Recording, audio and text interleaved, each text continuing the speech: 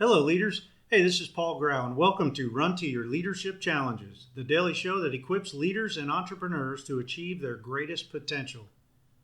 This show is sponsored by Current Leadership Coaching, and they help entrepreneurs excel as leaders so they can create super teams. Find out more about them at currentleadershipcoaching.com. Hey, hope you're having a great day. And today, we're joined once again by my business partner and wife, Jen Grau, who's going to be breaking down her schedule mapping method a little bit more. And this method is basically going to help you increase your productivity. So, Jen, the last 3 days, you've been explaining the first 3 critical components of your schedule mapping method. And they involved analyzing your information, environment, and time throughout your day. And I think today you're going to cover the final 3 primary components and give us a brief overview of them from your schedule mapping method. So I don't want to waste any of your time, and if you're ready, just go for it. Great. So the final 3 components are the intake process, the schedule, and the execution. So your intake process, this is where you're going to take the documentation that you have that I ask you to write down, all of those things that challenge every day. So you're going to take all the documentation that you have regarding the information, the environment, and the time, and you're going to analyze it. And you're going to create a new system specific to who you are and how you work. As you analyze it, you're looking for the areas that are not serving you well, patterns of ineffective activity, things that you can do to streamline your current processes, and items that you could remove from your task list or delegate to somebody else. So in this step, you create a new system that will serve you well. Now, I know that systems are something that you totally dread dealing with and you want to avoid it at all cases. But it sounds like this system will help you. Well, the great thing about this is now that you have all this documented, you have a higher level of awareness. And that awareness is your new superpower. It's going to make creating this new system less overwhelming, and it instantly speeds things up. So take everything that you wrote down and analyze each line. Put a star by it if it's something that you're doing well. If it's something that you could do better, circle it. You're going to write out an alternative or a better way of intaking that item. Once you have a process for how you want to intake everything, you've got to write it out in a way that you want it to be followed. So type this up. Write out email. This is how I want it taken care of. Mail. When it comes in, I want it to go here. Supplies, when they come in or a delivery is done, it needs to be dropped off in this location. So you type all of this up, and then you can give it to your other staff members or even family members. This is a great way for you to tell them, these are my office hours. You can come and drop by at this time. Or this is, or you can use office hours for your staff so that they know when they can drop by and ask you questions or whatever. So the object is for you to streamline how you're doing things. And that's going to get you and everybody on your staff on the same page. So once you've completed your intake process, now you're primed for setting up a schedule based on the processes that you just created. Your schedule is now going to set you up for success. So you know that you can block time each day for office hours, or that time for your staff or your coworkers to pop in and ask those questions that will only take a minute.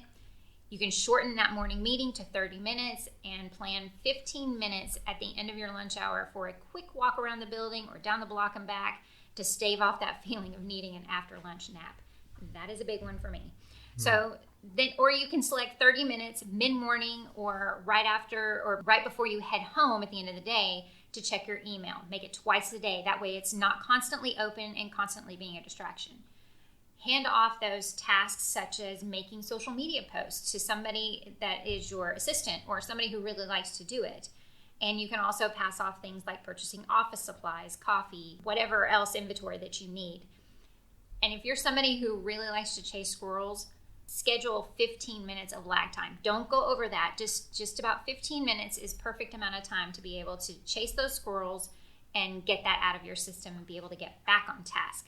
I'm big time on the schedule in 15 minutes of squirrel time. So that should help you.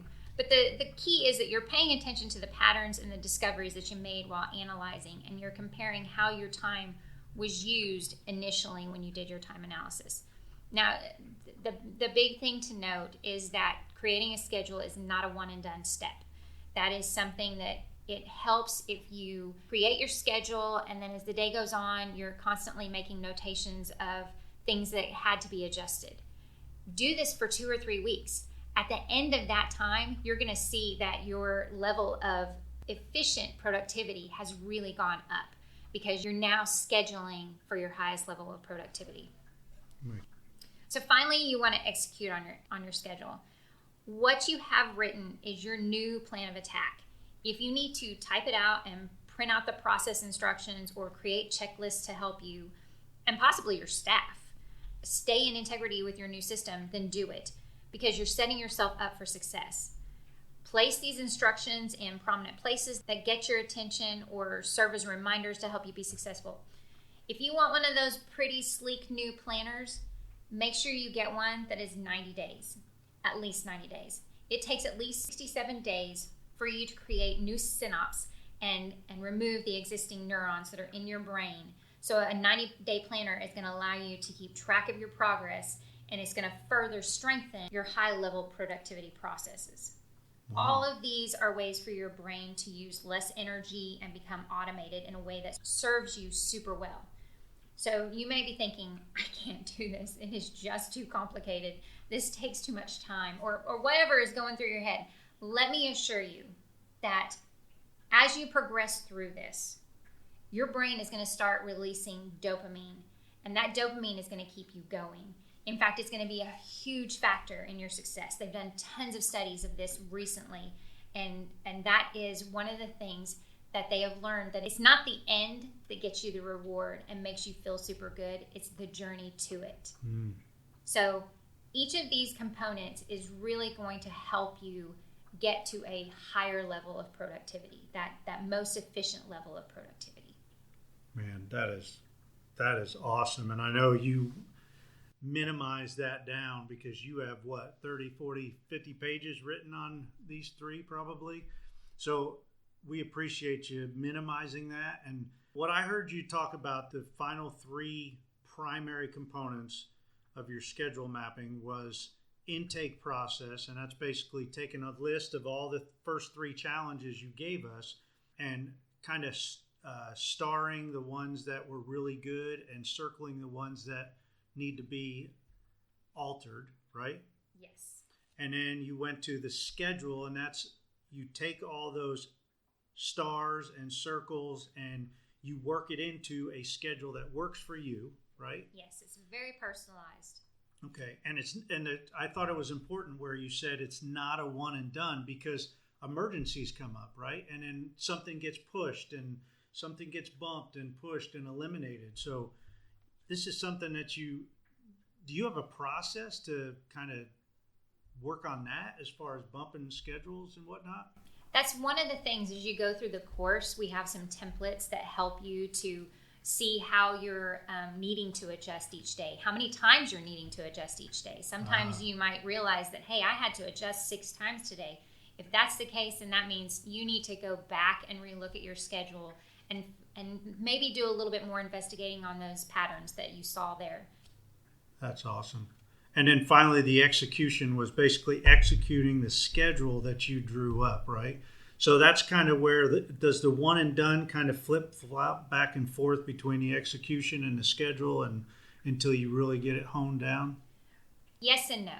Because yes, you're going to be executing on this for several days before you actually get to the point that you are at the upper level of the efficient productivity.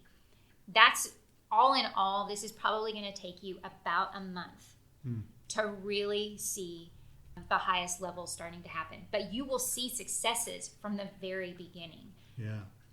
I see that, because eliminating that wasted time, and like you said, scheduling in that 15 minutes of squirrel time, that may seem like you're wasting 15 minutes, but that's a big productivity booster for me, because it gives me permission to chase those squirrels. Sometimes it's not chasing squirrels. Sometimes that is your brainstorming session. Yeah.